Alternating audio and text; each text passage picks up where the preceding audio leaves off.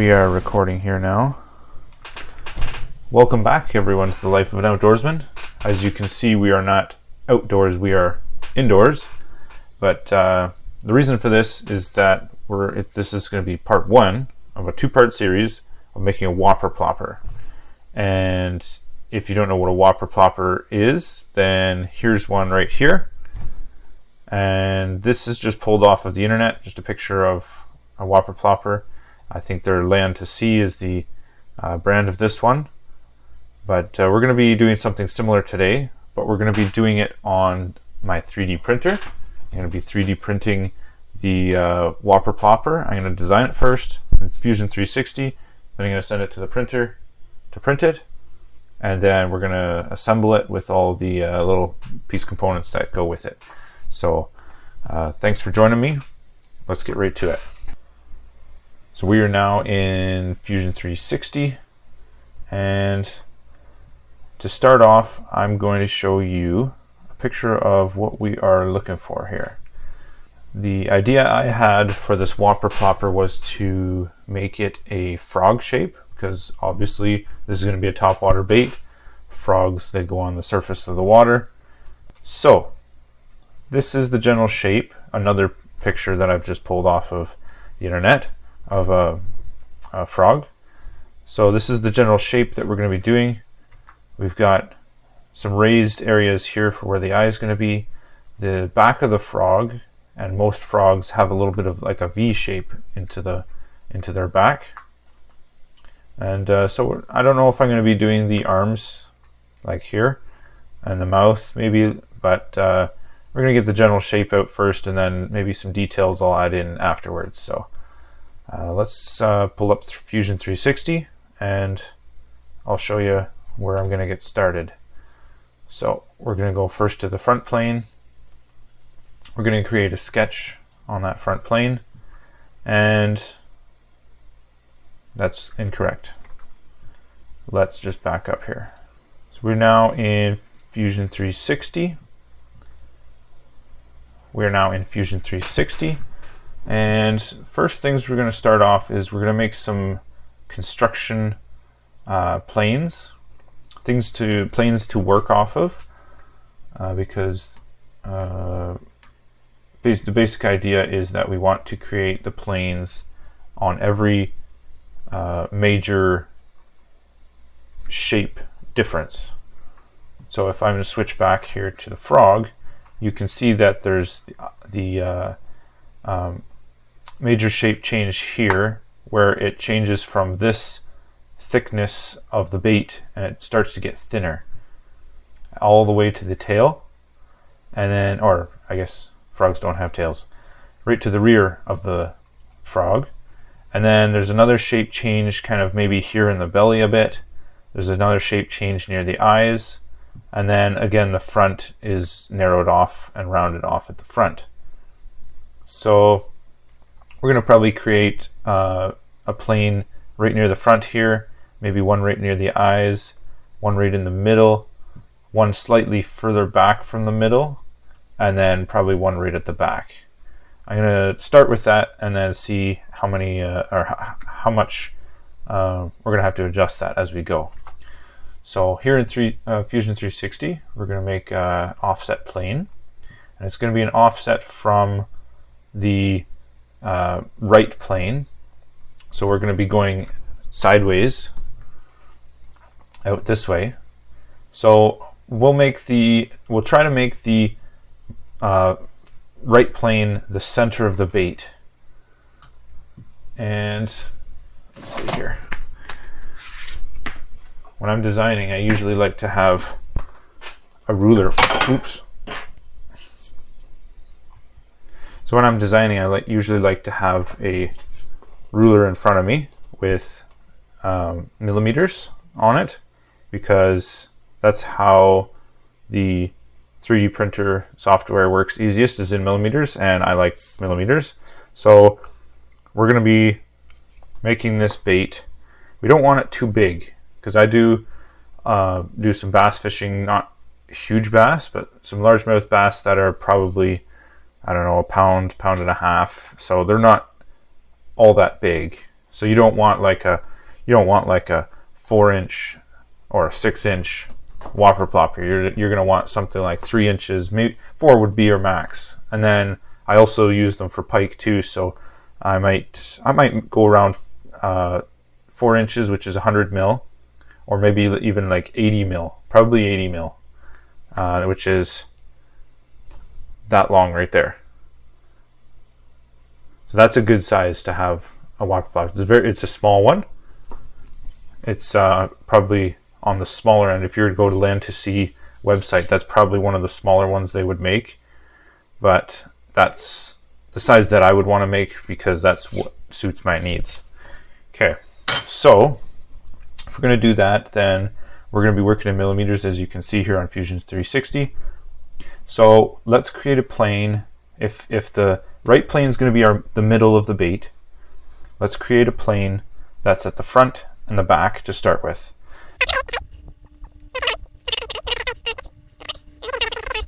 There we go. So now we have a plane at either end of the bait, or either end of the bait.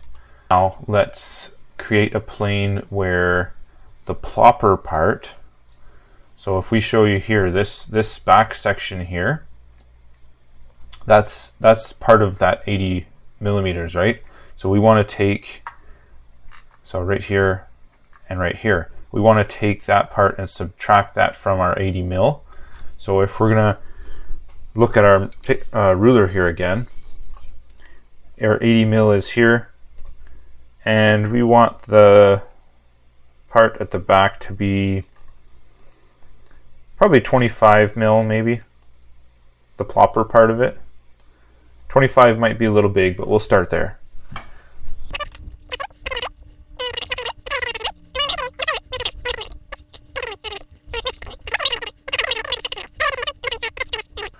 So let's take, let's look at our frog again. So this is our frog. We're going to have, like I said, we're going to have that middle plane on the frog, or just slightly towards the rear of middle, because the middle is kind of right about here, but we want that plane, we want that geometry change to be right slightly further back than middle.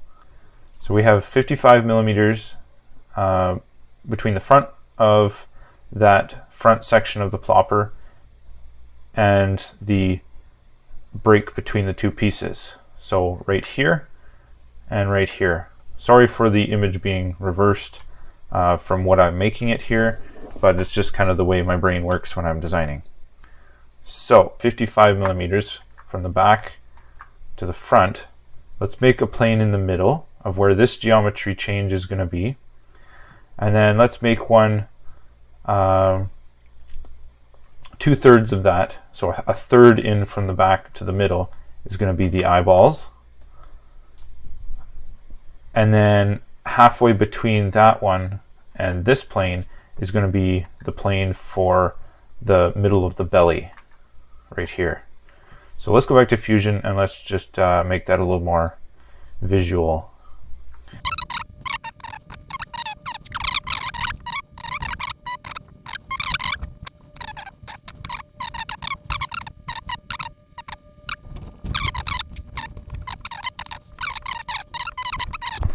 Okay, so the feature that I'm going to be using to create the body of this bait is going to be a loft.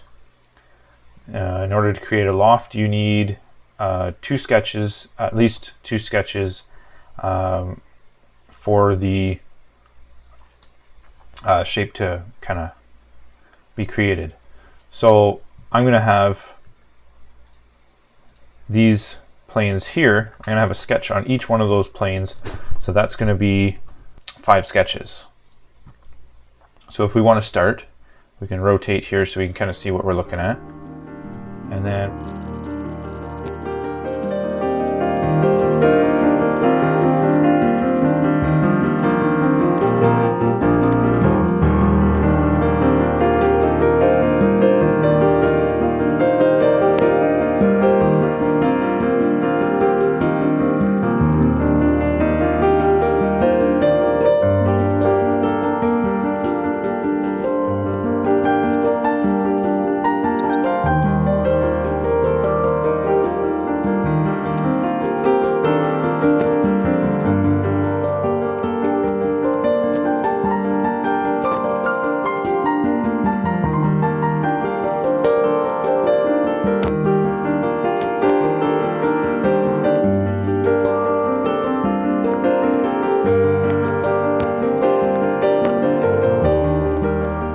Okay, we're back. So now we have the body of the frog kind of worked out.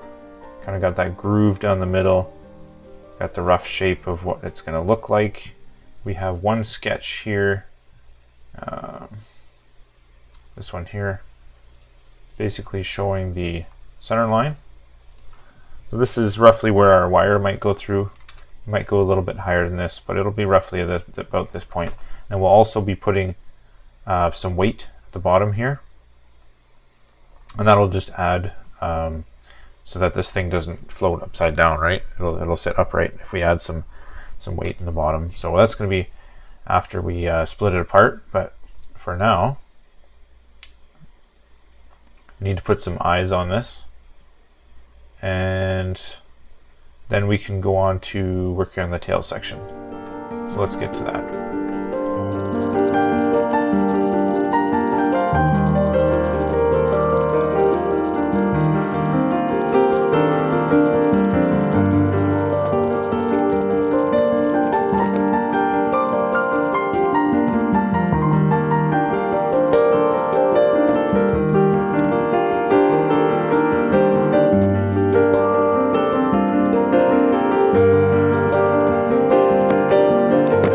So now we are at the point where we've created the body of our frog.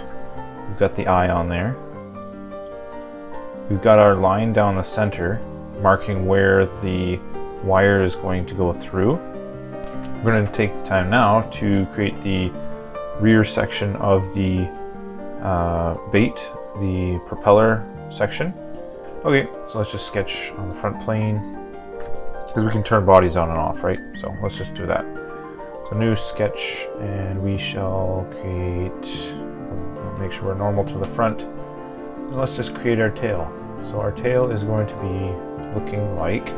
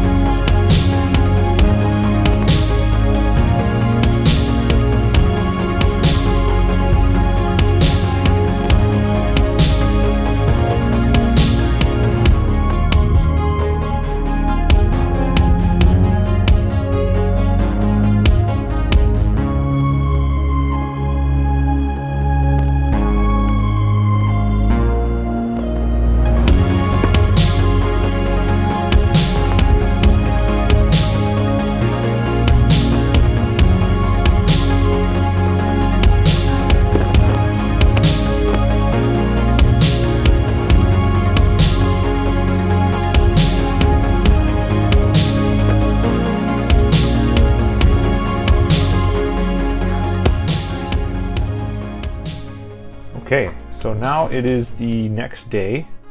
I was working late last night working on that design, and today we've got to the point now where we got to make a decision. We can make the decision to split the model in half and print it in half, or we could try and print it upright.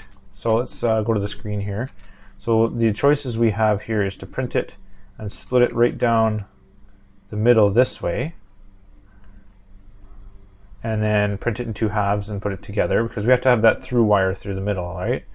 So we can print it that way, or the other idea is to print it standing up like this, and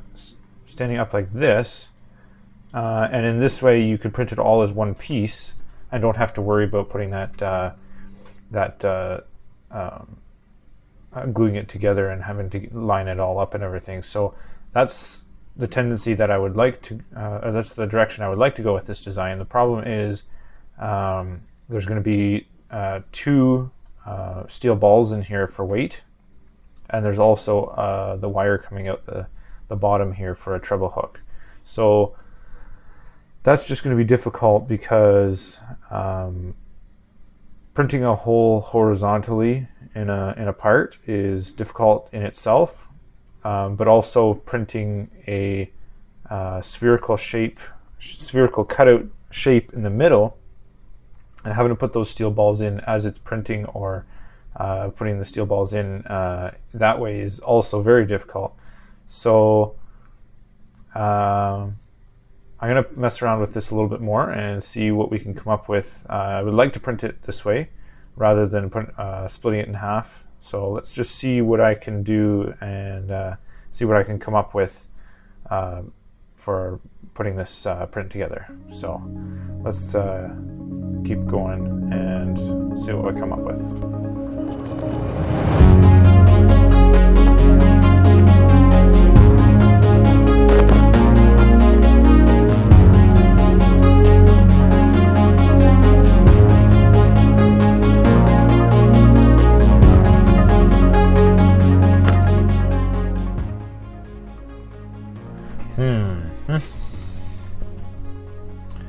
Interesting enough. I wonder how and where I can add more weight. I think the best idea is to print it and then try it after that.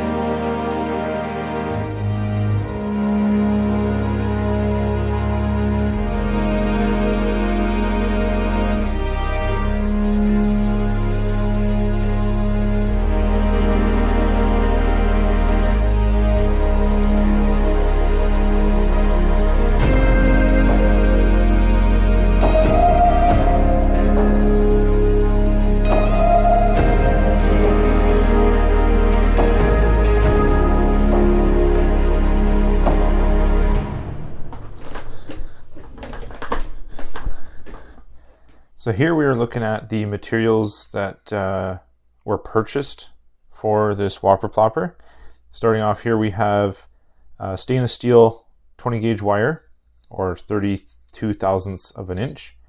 We have split rings, we have treble hooks, and then we got these steel slingshot ammo. And I got 2 different sizes because I wasn't sure what size I was going to be using for this bait, but we're going to be using, it turns out that this is the size that we're going to be needing, but it's okay. I'll use these in a future project. So pull those out of there. Okay, let's get on to assembling this bait.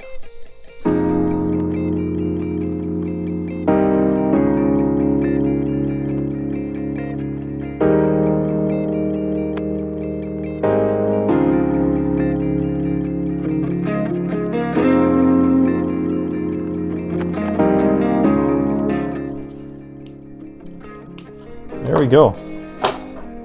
We now have a completed Whopper Plopper. So the only thing left here now is to test it, see if it actually works. I haven't actually, like I threw this in the water. There's just the front piece, and it floated. It was sitting in the water just about perfectly. The water line was like right at the top of that blade.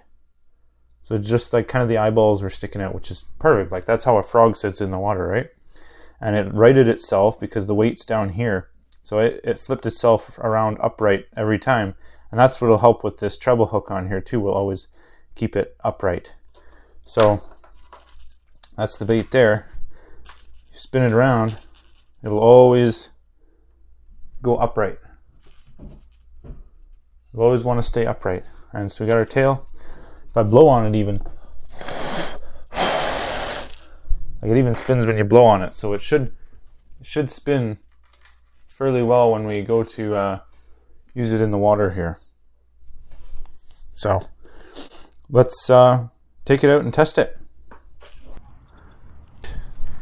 All right, we are now at the local pond just down the road from where I live, and we're gonna test this Whopper Plopper out. I've got it tied on to a bait caster, and we're gonna give it its maiden voyage. Here, should work real good. Let's give it a shot.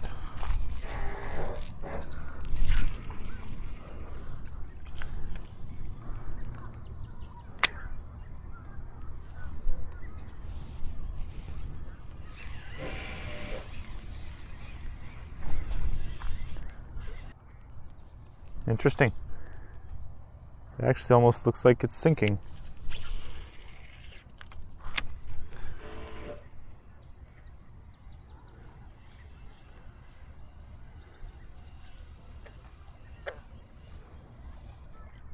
It's really, really quiet. Let's get a zoom in on here.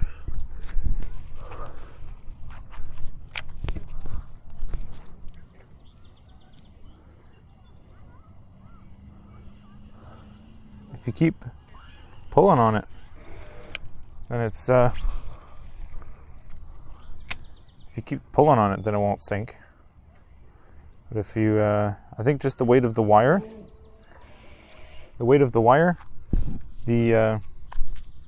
on the hooks is making it sink.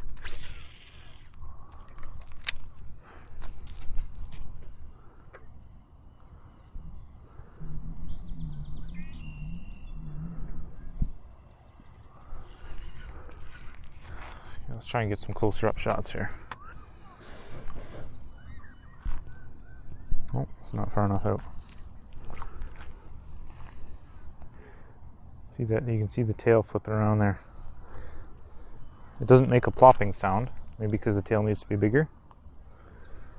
But it's got a decent action overall.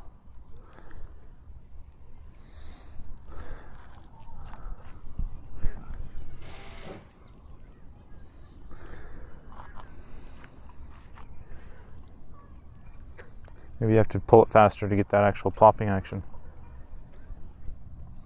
I think the idea of the reason it's not making the noise is because the tail's too far in the water, so it's actually almost underwater as it's flipping around, and that's partly due to the weight factor, right?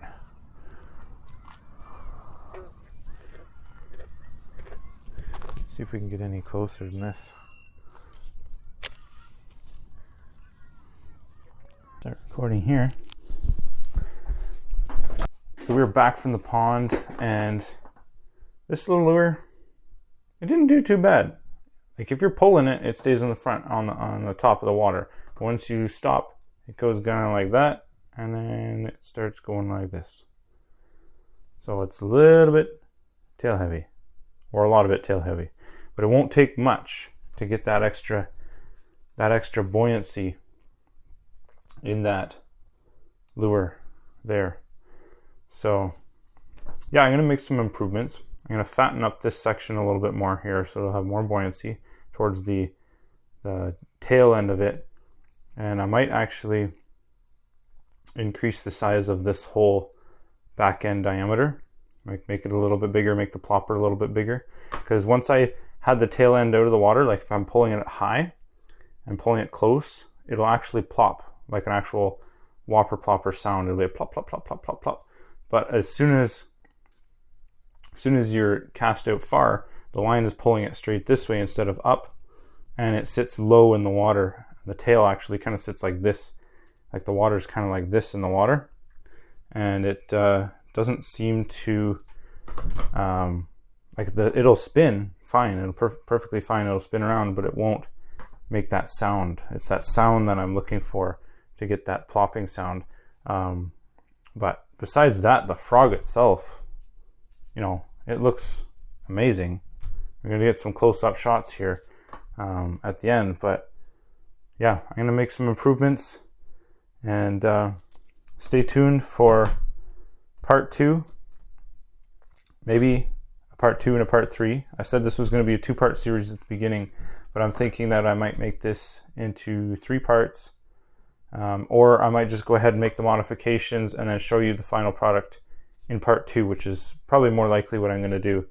But part 2 is going to be primarily fishing with these and catching some good bass on these Whopper Ploppers. I say these because it'll be this one and the new modified one that I make, most likely. But yeah, stay tuned for part 2. Thanks for watching Life of an Outdoorsman.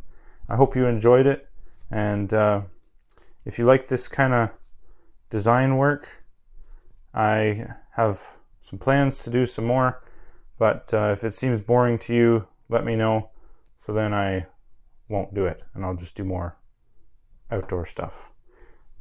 I know this isn't really outdoor type, you know, it's Life of an Outdoorsman, so why isn't it outdoors? But this is what I use out in the outdoors, and this is kind of my background with designing. So I like to do this kind of thing where I design something for the outdoors, go out, test it, and use it. So yeah, hope you enjoyed. See you next time. Thanks for watching.